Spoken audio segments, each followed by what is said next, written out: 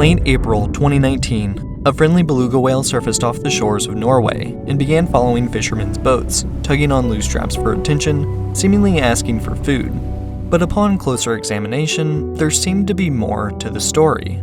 There was a harness strapped to the whale's back, which appeared as though it was meant to carry a camera, and there were reports that it was stamped with the words "Equipment of St. Petersburg." This came after a 2017 Russian state television report that the country was experimenting with using beluga whales, bottlenose dolphins, and several species of seals to guard entrances to naval bases. They also said they were training them to assist divers and possibly to kill strangers who entered their territory, though beluga whales were dropped from the program when they saw that swimming for long periods in cold polar waters made the whales sick. Going back even further, when Russia invaded Crimea in 2014, it took over a Ukrainian military unit that included bottlenose dolphins. The Ukrainian combat dolphins, as they were called, based in Sevastopol, were trained to search for and tag underwater mines and/or unwanted swimmers attempting to access restricted waterways. The use of these smart swimmers haven't always been relegated to Russia and Ukraine. The United States Navy has actually been working with marine animals since the 1960s. So don't forget your scuba gear as we learn something new. Animal intelligence is something often seen as highly subjective and often disputed depending on the research being conducted. The discussion sometimes revolves around the smartest dog breeds, just how capable chimpanzees are of acting like humans, or what kind of problems an octopus can solve. But dolphins have a tendency to come up again and again as one of the most gifted species on the planet. One of the core characteristics that many marine biologists attribute to their increased intelligence is relative brain size. Sperm whales may have the biggest brain sizes of any living creature on the planet, weighing up to 20 pounds, but they are also massive animals that require more mental computing power for basic tasks like movement. In looking at the relative brain size compared to body mass, known as the encephalization quotient, dolphins are found to come in extremely high on the list, outpacing chimps, gorillas, and orangutans. This is believed to contribute to their far above average intelligence, but it would be unfair to say that size is everything. Octopi don't have an exceptionally high encephalization quotient, but score remarkably well when tasked with problem-solving tests.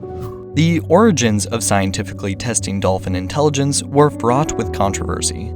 It pretty much can all be traced back to one man, John C. Lilly. He worked primarily with bottlenose dolphins, attempting to understand their vocalization patterns. But as a counterculture scientist, he held many unpopular fringe beliefs, which often tainted any findings that came from his, at times, ethically ambiguous experiments.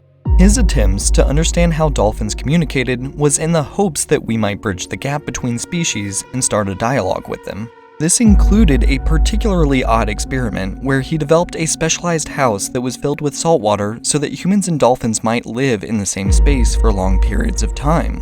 What really took him over the edge as far as the scientific community was concerned, though, was his research involving sensory deprivation tanks. The pools of water filled with salt, allowing you to float in a sound and light-proof chamber.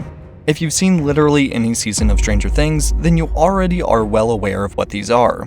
Lilly would spend hours floating in silence alongside dolphins that were probably very confused. But he took it a step further, thinking that he might be able to communicate with dolphins, not through vocalization, but by means of telepathy, after inducing an altered state of consciousness with LSD. None of his later research did much of anything except for taint the surprisingly valid behavior observations from his earlier work, but that earlier experiment would go on to lay the framework of how dolphins, or marine animals as a whole, could potentially be particularly useful to humans.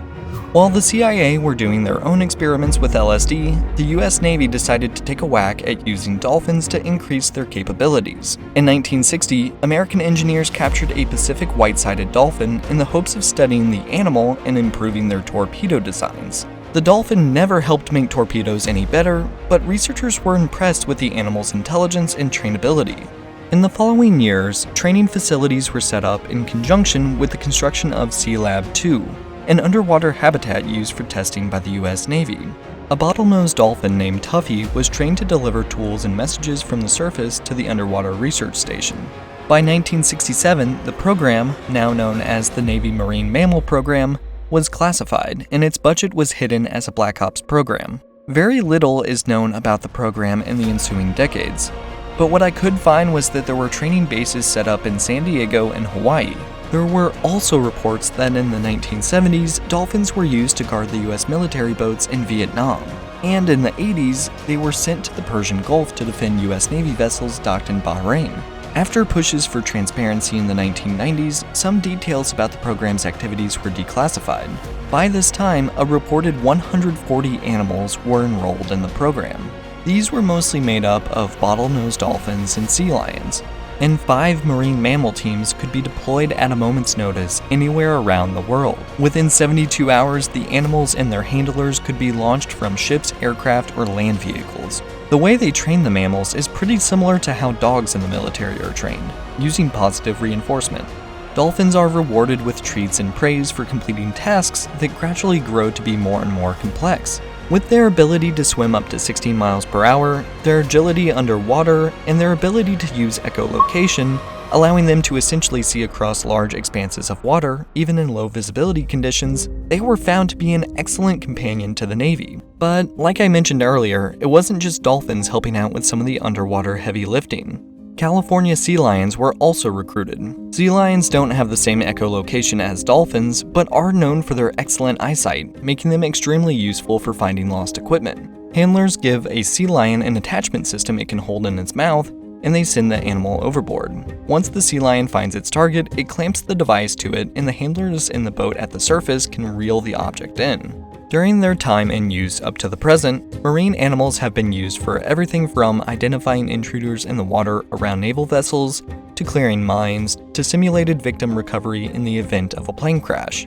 There's even been speculation that the Navy dolphins are trained in attack missions such as direct attacks against swimmers, or even attaching mines to enemy ships docked in harbors, though the Navy claims that they've only used them for defensive measures. And amazingly, since 2010, a group has been trained to patrol the harbor of a US naval base in Washington, where several nuclear warheads are stored. The US Navy's marine mammal program cost around $30 million a year to maintain, but they claim that the costs are more than made up for because of their effectiveness, especially when compared to the alternatives. The Navy themselves have put out a report which said, "Someday it may be possible to complete these missions with underwater drones, but for now, technology is just no match for the animals."